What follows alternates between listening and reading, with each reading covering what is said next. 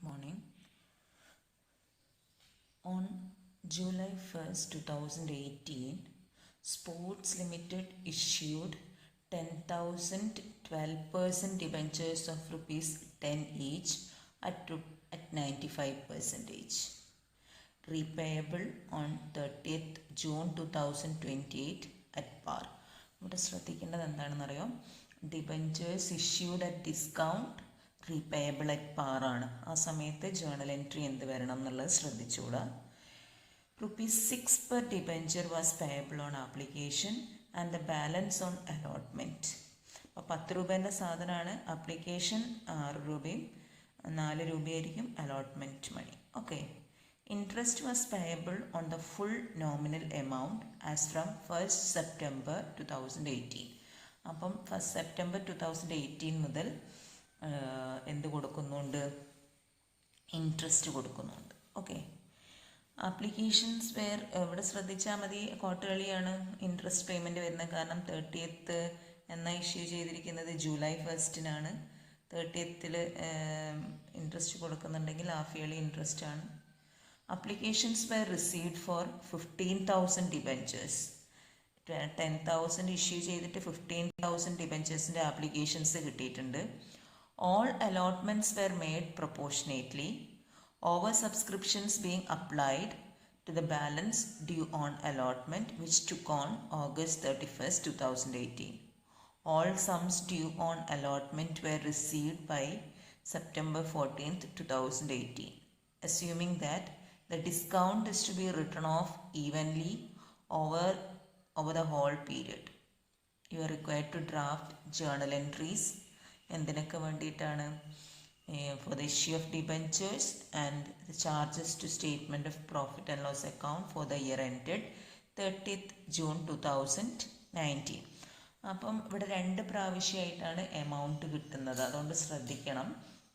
ആപ്ലിക്കേഷനായിട്ടും allotment ആയിട്ടും. അപ്പോൾ first application money receive ചെയ്യുമ്പോഴുള്ള എൻട്രി എഴുതുക.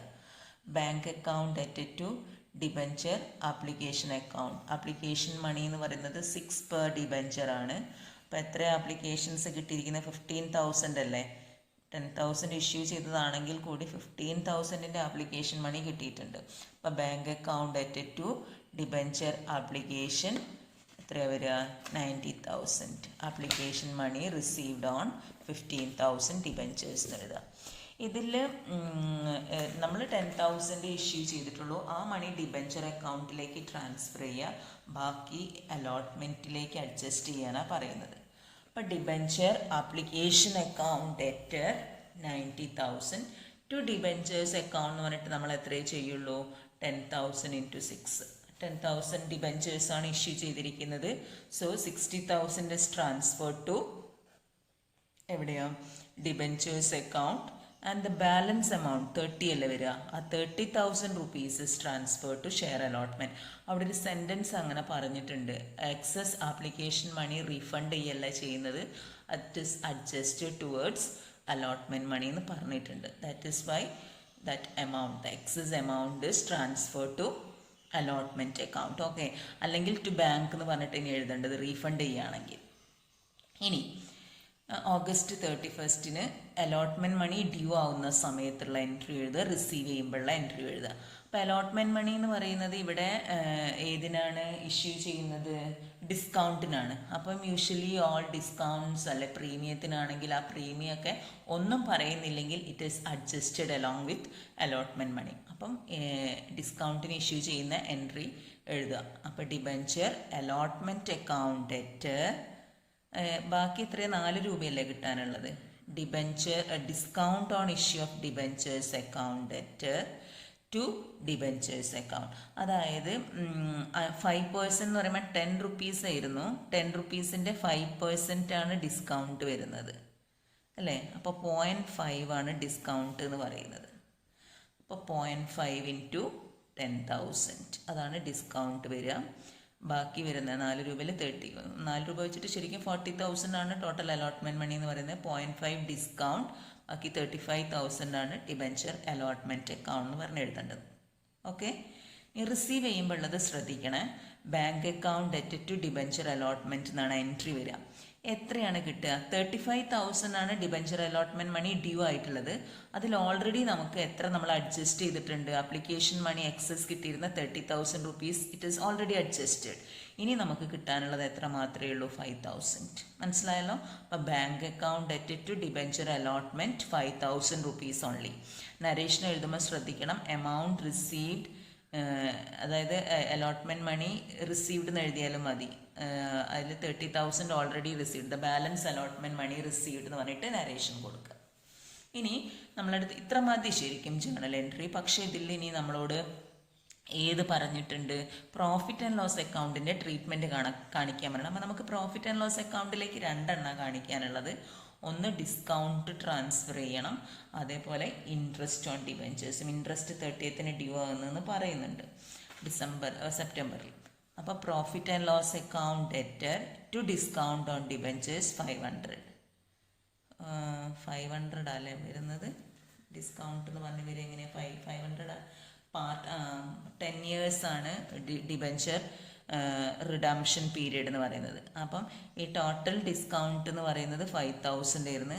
അത് 10 proportionately it is return of. അപ്പോൾ 10 വർഷം കൊണ്ട് റൈറ്റ് ഓഫ് ചെയ്താൽ മതി. കാരണം റിഡംഷൻ പീരീഡ് 10 വർഷം, 2028 റെഡീം ചെയ്യുന്നത്. അപ്പം ഒരു വർഷം എത്ര വരും? 5,000 × 1/10 വരിക. അങ്ങനെയാണ് പ്രോഫിറ്റ് ആൻഡ് ലോസ് അക്കൗണ്ട് ഡെറ്റ് to discount on issue of debentures പറഞ്ഞിട്ട് 500 എഴുതിയത്. ബാക്കി വരുന്ന 4,500 rupees എവിടെ കാണിക്കണം? ബാലൻസ് ഷീറ്റിലാണ് കാണിക്കുക. മനസ്സിലായോ? ഇനി നമ്മൾ ഇൻട്രസ്റ്റ് ഓൺ ഡിബഞ്ചേഴ്സ് പേ ചെയ്യുന്നതൊന്നും പറയുന്നില്ല. അത് പ്രോഫിറ്റ് ആൻഡ് ലോസ് അക്കൗണ്ടിൽ അതിൻ്റെ ട്രീറ്റ്മെൻറ്റ് മാത്രം കാണിച്ചാൽ മതി. ഇൻട്രസ്റ്റ് ഡ്യൂ ആവുന്നതൊന്നും പറയുന്നില്ല. അപ്പം പ്രോഫിറ്റ് ആൻഡ് ലോസ് അക്കൗണ്ട് ഡെറ്റ് to interest on debentures on full amount. അതായത് നമ്മളെ ടോട്ടൽ ഫേസ് വാല്യൂ എന്ന് പറയുന്നത് എത്ര? 10,000 ഡിബഞ്ചേഴ്സ് ഓഫ് ₹10 each, 1 lakh ആണ്. 1 lakhൻ്റെ ഇൻട്രസ്റ്റ് റേറ്റ് 12%. അപ്പോൾ ഇൻട്രസ്റ്റ് എങ്ങനെയാണ് വരിക? 1 lakh × 12% ഇൻറ്റു എത്രയാണ്? ഇഷ്യൂ ചെയ്തത് എന്നാണോ അപ്പോൾ അത് മുതൽ അടുത്ത പീരീഡ് വരെ. അപ്പോൾ നമ്മളത് ശരിക്കും വന്നിരിക്കുന്നത് ഫസ്റ്റ് സെപ്റ്റംബറിലല്ല. അപ്പോൾ ഇൻട്രസ്റ്റ് ഡ്യൂ എന്ന് പറയുന്നത് ഏതിൻ്റെ മുകളിലാണ് വരിക? For 10 months from 1st September to 30th June ആണ് കാണേണ്ടത്. 10 monthsൻ്റെ ഇൻട്രസ്റ്റ് കാണുക ചെയ്യുക. ഓക്കെ, അതായത് നമ്മൾ ഫുൾ ഇയറിൻ്റെത് എന്ന് പറഞ്ഞിട്ട് എടുക്കുക. അതായത് ഓരോ 6 months നമ്മൾ ഇത്രയും കാലം ഇൻട്രസ്റ്റ് ചെയ്തത് ഓരോ 6 monthsൽ ഇതാണ്. അപ്പോൾ അവിടെ ഡ്യൂ ആവുന്നതും പെയ്ഡ് എന്നൊക്കെ പറഞ്ഞ് കൊടുക്കുന്നുണ്ട്. ഇവിടെ നിങ്ങളടുത്ത് കൃത്യമായിട്ട് പറയുന്നുണ്ട് ഇൻട്രസ്റ്റ് ഡ്യൂ ഇതായി എന്ന് പറയുന്നുണ്ട് സെപ്റ്റംബറിൽ. പക്ഷേ അതിൻ്റെ വേറെ ഡീറ്റെയിൽസ് ഒന്നും ചോദിക്കുന്നില്ല. ഇങ്ങനെ പറയുന്നുള്ളൂ, assuming that discount is to be written off evenly over the whole period. അതേപോലെ എന്താ പറഞ്ഞിട്ടുള്ളത്? ഇൻട്രസ്റ്റിൻ്റെ കാര്യം എന്തായിരുന്നു പറഞ്ഞിരുന്നത്? Interest was payable on the full nominal amount was from September 1st 2018 onwards.